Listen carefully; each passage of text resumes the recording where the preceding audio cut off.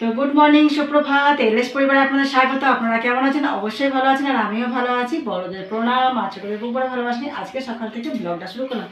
এখন কিন্তু 9:15 সময়।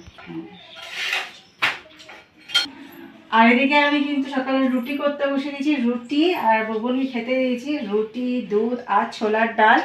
ও খেয়ে কিন্তু যাবে পড়তে। আপনার দাদাভাইকে খেতে দিয়ে দিয়েছি, খাওয়া দাওয়া করে বেরিয়ে যাবে। আর সকালবেলা তো প্রচণ্ড ব্যস্ত থাকা হয়, ওই কার সাথে সাথেই বেলা হয়ে যাচ্ছে। তো চলুন, আজকে ভিডিওটা স্কিপ করবেন না, অবশ্যই সঙ্গে থাকবেন, ভালো লাগবে, সঙ্গে থাকুন। এখানে তো ভাত বসিয়ে দিয়েছি, জানেন মাছ সিদ্ধ হচ্ছে। আর সকালে মাছ নিয়েছিলাম, এই দেখুন বড় কাতলা মাছ। তো এটা দই মাছ করব। আর এখানে মাছের ডিম আছে, তারপর ভাবিনি কি করব, তো দেখি কি করা যায়। সকালে জল খাবার খাওয়া হয়ে গেছে। আপনার ভাই বুবন তো ওরা নিজের কাজে চলে গেছে। বুবন গেছে পড়তে, আর আপনার ভাই গেছে দোকান। তো জন্য এদিকে আমি রান্নার ব্যবস্থাগুলো করে নিই। মাছগুলো তো ধুয়ে রেখে দিচ্ছি, তার মধ্যে দিয়ে দেবো নুন হলুদ দিয়ে মাখিয়ে রেখে দেবো। আর মাছের ডিমটাতেও অল্প দিয়ে দেবো। তো আজকে মাছের রেসিপি করব, আর মাছের ডিমের বড়ারও কিছু করে নেবো। আজকে মাছেরই খালি সব হবে, কোনো সবজিপাতি করব না, এটাই ঠিক করেছি। দই মাছ করার জন্য কিছু আমি মশলা রেডি করে নিয়েছি। দেখা, যেমন এখানে আছে তেজপাতা, গোটা লঙ্কা, শুকনো লঙ্কা, এলাচ, কাঁচা লঙ্কা, আদা রসুন, পেঁয়াজ কুচানো নেই, এটা আমি বেটে নেবো। আর নিয়েছি টক দই, আর নিয়েছি এখানে পোস্ত আর মৌরি। কাজু বাদাম দিতে হতো, আমার কাজু বাদাম নেই বলে এই দিয়েই করবো। আর দুটো কাঁচা লঙ্কা এর সাথে বেটে নেবো। চল, মশলাগুলো যা নিয়েছি সেগুলো বেটে নিই। এবার এটা চালিয়ে দেবো।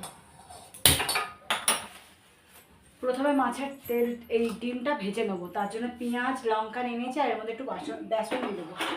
কড়াই তেল যাতে না ফোটে সেখানে একটু বেসন দিয়ে দেবো। মাছের ডিমটা রেডি করে নিয়েছি, আগে ভেজে নিই, তারপর মাছ ভাজবো। কড়াইয়ের তেল গরম হয়ে গেছে, আর মাছের ডিমগুলো এবার ছেড়ে দিচ্ছি তেলের মধ্যে, ভালো করে ভাজা করে নেবো। মাছের ডিম ভাজা হয়ে গেছে, এবার মাছটা ভেজে নেবো। চলো মাছটা ভেজে নেব, এই তেলটাতে ভেজে নেবো। মাছের ডিম ভেজেছি,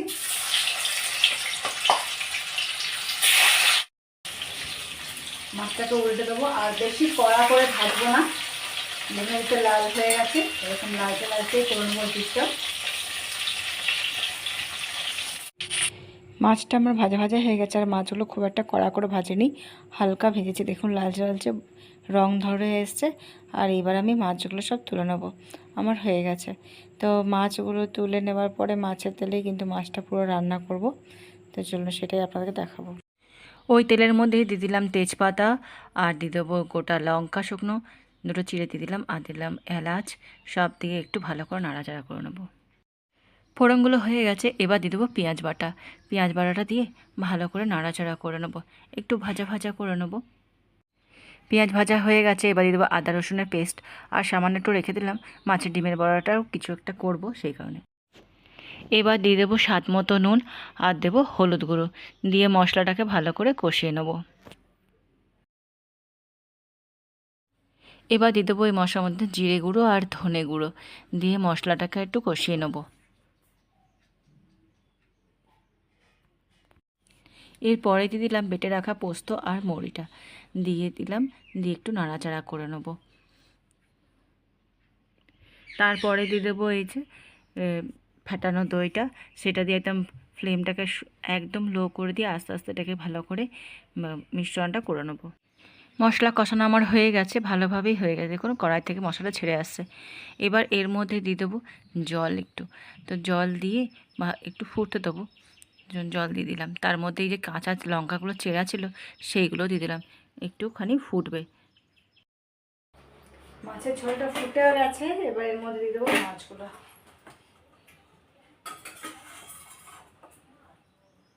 একটু ফুটিয়ে নেবো।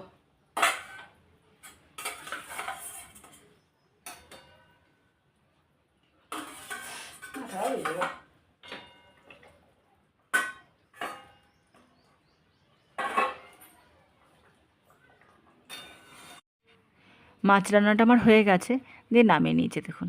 আমার তৈরি হয়ে গেছে দই মাছ। একটা পদ তো হয়ে গেছে, আর একটা পদ বসিয়ে দিচ্ছি। কড়াইয়ে তেল গরম হয়ে গেছে, এবার দিয়ে দেবো কালো জিরে, দিয়ে দেবো রসুন কুচি আর লঙ্কা কুচি।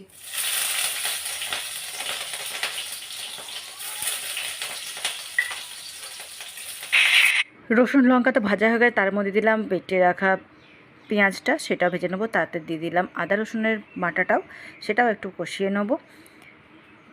কষিয়ে নেওয়ার পরে দিয়ে দেবো কিছু লঙ্কা ছিঁড়ে দিয়ে দিলাম, কাঁচা লঙ্কা। আপনারা পারলে শুকনো লঙ্কাও গুঁড়ো দিতে পারেন, আমি দিইনি।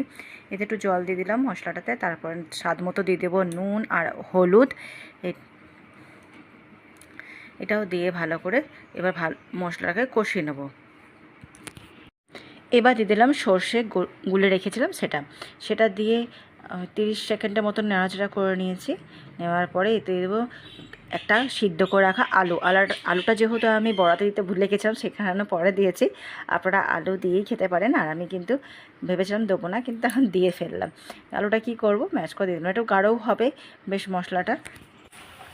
ঝোলটা ফুটে গেছে, এর মধ্যে এবার এই যে ভেজে রাখা বড়াগুলো দিয়ে দেবো।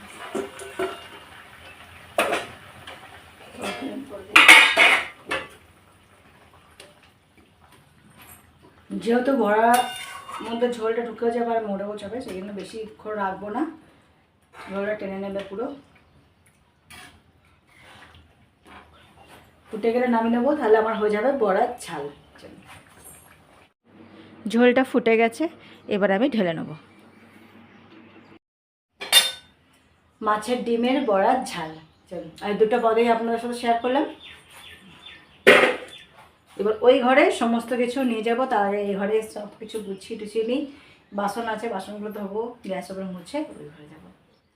আপনারা দাদাভাই বাড়িও চলে এসেছি আর খেতেও বসে গেছি। এখানে খাওয়া দাওয়াটা শুরু করেছি, তো খেয়ে নিই দুপুরে খাবারটা। খাওয়া দাওয়া সেরেই দৌড়ালো গেটটা আনতে। এই দেখুন গেট নিয়ে হাজির হয়েছে, এবার কোথায় লাগানো হবে সেটাও পরে দেখাবো। এই গেটটাকে লাগানো হবে, সেখানে নিয়ে আসা হয়েছে। তবে গলির দিকে আমাকে বলতে দাও, আমি বলছি। বলো। হাঁসগুলো চলে আসে তো, তাই জন্য একটা গেটের ব্যবস্থা করা হলো। গেটটা খারাপ হয়ে গেছে, একটা নতুন গেট এটা লাগানো হবে।